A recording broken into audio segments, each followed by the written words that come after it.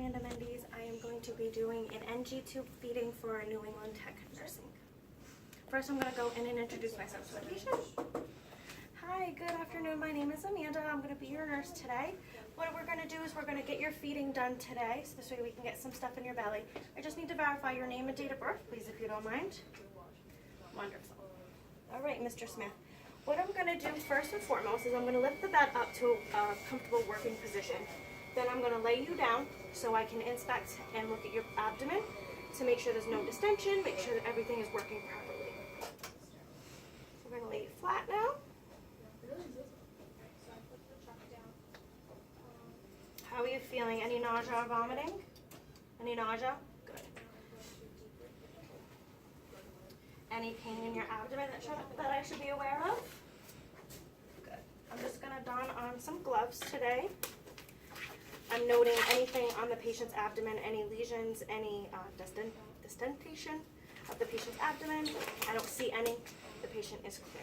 Now we're going to auscultate the patient's abdomen, checking for bowel sounds, listening at all 4 quadrants for at least a minute to verify that the patient is having normal bowel sounds.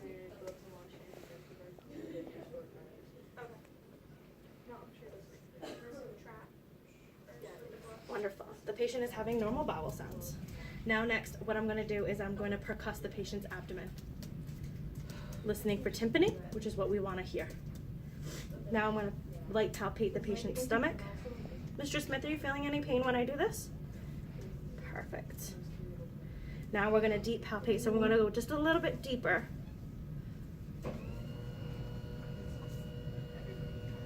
Very good. Everything in your abdomen looks normal. Now, Mr. Smith, what I'm going to do is I'm going to raise the head of your bed. I'm going to raise you to about 30 degrees, so this way we can get the feeding done for you. During the feeding, it should be between, the patient's head of bed should be between 30 and 45 degrees. I'm going to go right in the middle. I'm going to lower the legs. And I'm just going to lower the bed rail, but I'm not going to leave your side. Now we see that Mr. Smith has an NG tube already placed. If we were to install a new NG tube, how we would measure that is we would start at the xiphoid process, measure around the ear and to the nasal, to the nares. We're measuring that, marking it off with a piece of tape or with a Sharpie. Next, after we would administer it, the NG tube, we would send our patient down to x-ray to make sure it was in the proper area. And we don't want it in the lungs, we want it in the stomach. Okay, Mr. Smith, and now that Mr. Smith does have his NG tube already done, we're going to do a couple of steps before. First, we're going to place a drape over him. We're going to look at the NG tube to make sure it's at proper placement. The last documentation of placement was at 60 centimeters, and currently it is at 60 centimeters, so it has not moved.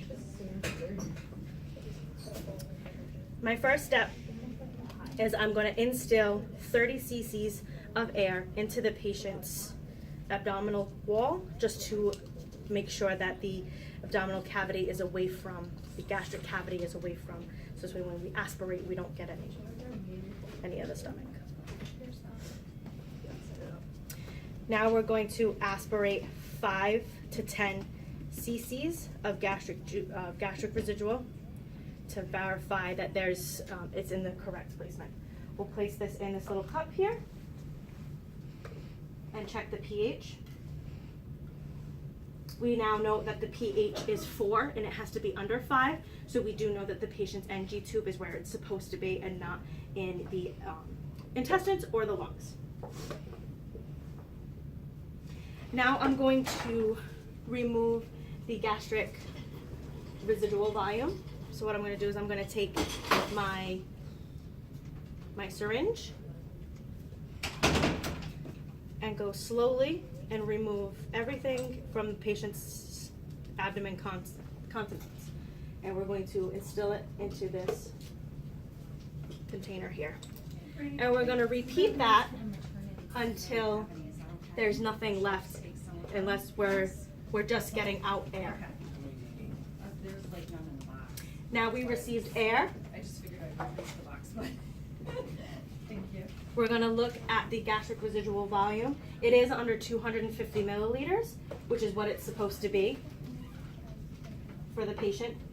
Now we're just gonna put the residual back into the patient. If the residual volume was over 250, I would contact the physician. I would first clamp the NG tube and let it flow into the patient, raising and lowering at the patient's comfort or discomfort. Keep doing that until it's completely drained. Taking my sterile water, lipping it first, putting in 30 milliliters of water to rinse out the NG tube. From there, I will close this back up. How are you feeling, Mr. Smith? Great. No nausea? Perfect. Now we're going to get the rest of your feeding in. So now that's what we're going to do. I'm going to first verify that I have the correct formula, the correct orders, and for the correct that the formula is not expired.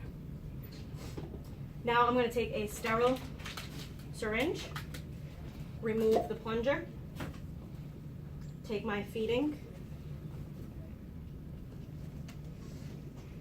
make sure it's kinked,